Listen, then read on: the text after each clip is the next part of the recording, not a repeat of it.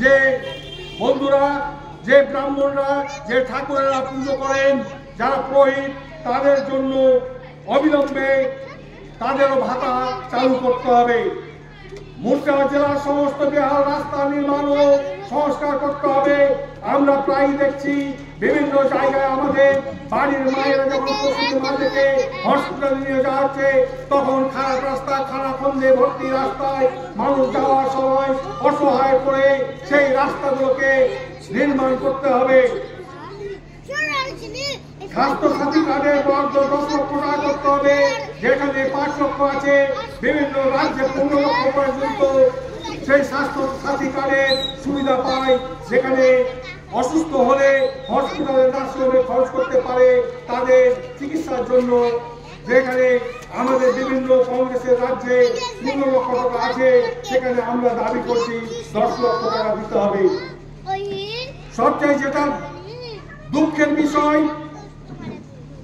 যখন রাজীব গান্ধী প্রধানমন্ত্রী ছিলেন, রাস্তা দিয়ে যাচ্ছিলেন, এক গাছের নিচে বৃদ্ধ মা বসে অসহায় ভাবে জলজীর্ণ কাপড়ে বসে আছেন।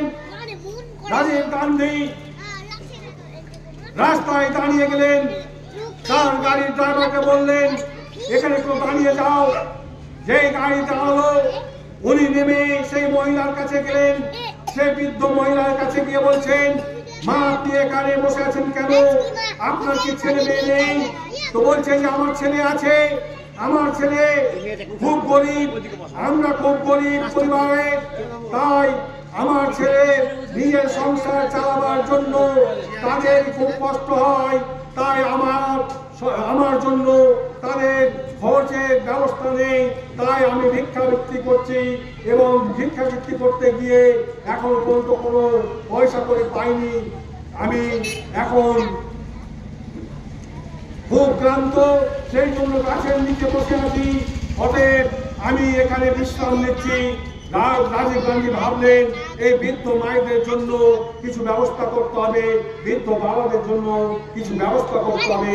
উনি দিল্লি ফিরে গিয়ে যাদেরকে প্ল্যানিং কমিশনার আছেন, প্ল্যানিং কমিশনারকে বললেন যে বৃদ্ধ বাবা মায়েদের জন্য কিছু পাওয়া যায় কিনা সেটা একবার ভেবে দেখতে হয়।